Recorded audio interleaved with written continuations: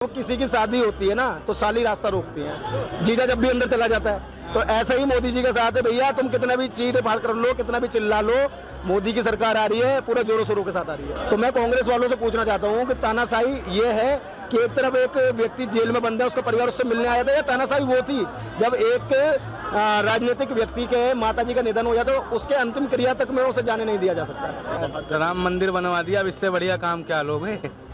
हमारे लिए तो वही है कि हम बहुत बढ़िया हैं, उसी में खुश है।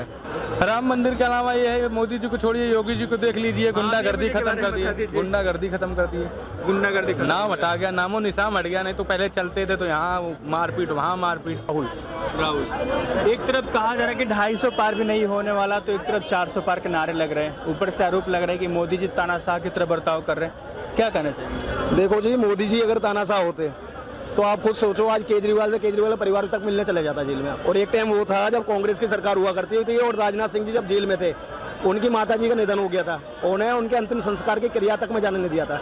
तो मैं कांग्रेस वालों से पूछना चाहता हूं कि तानाशाही ये है कि एक तरफ एक व्यक्ति जेल में बंद है, उसका परिवार उससे मिलने आया था, या तानाशाही वो थी जब एक राजनीतिक व्यक्ति के माताजी का निधन हो जाता तो उसके अंतिम क्रिया तक में उसे जाने नहीं दिया जा सकता। तो ये तो सरासर इल्जाम गलत है। और रही बात जो कहते हैं कि 400 पार के 250 भी नहीं आएगी, उन्हें मैं बता दूं, जब किसी की शादी होती है ना तो साली रास्ता रोकती है, जीजा जब भी अंदर चला जाता है। तो ऐसा ही मोदी जी के साथ है भैया, तुम कितना भी चीट फाड़ कर लो, कितना भी चिल्ला लो, मोदी की सरकार आ रही है, पूरा जोरों शोरों के साथ आ रही है। क्यों आ रही है जोरों शोरों के साथ?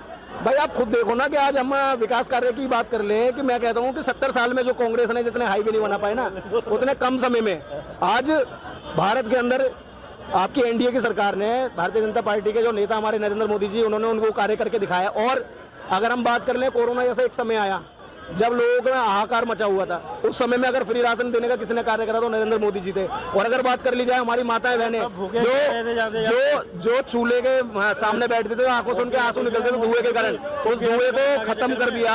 और खत्म करने के बाद आज वो उज्ज्वला योजना के तहत उन्हें सिलेंडर मिले। तो ये सारे कार्य और भी हम देखेंगे। जब हम बैंक में खाता खुलवाने जाते थे तो 5,000 हमें अपनी जेब में रखने पड़ते थे, लेकिन आज जीरो बैलेंस का खाता जनधन योजना के तहत हमें मिला। कहाँ के रहने वाले हैं? जिला प्रतापगढ़, यूपी 72। जिला प्रतापगढ़। कौन है वहाँ से? चुनाव कौन लड़ रहे हैं? राजा भैया? राजा भैया तो है ही शेर, संगम लाल गुप्ता जी।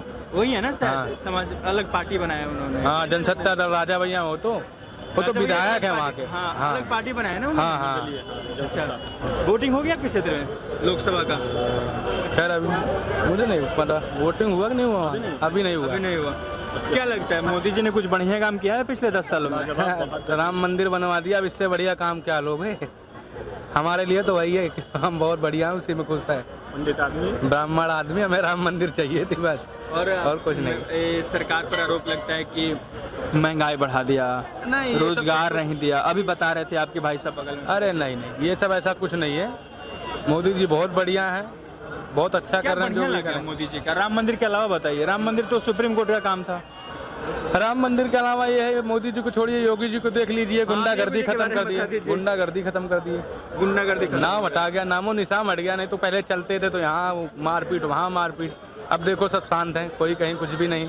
आरोप तो लग रहा है योगी जी पर कि पेपर लीक हो जा रहा है, वैकेंसी नहीं आ रही है सरकारी। पब्लिक क्या क्या करती है, बहुत कुछ करती है, उसको क्या करोगे। कोई कुछ ना कुछ करता ही रहता है बस।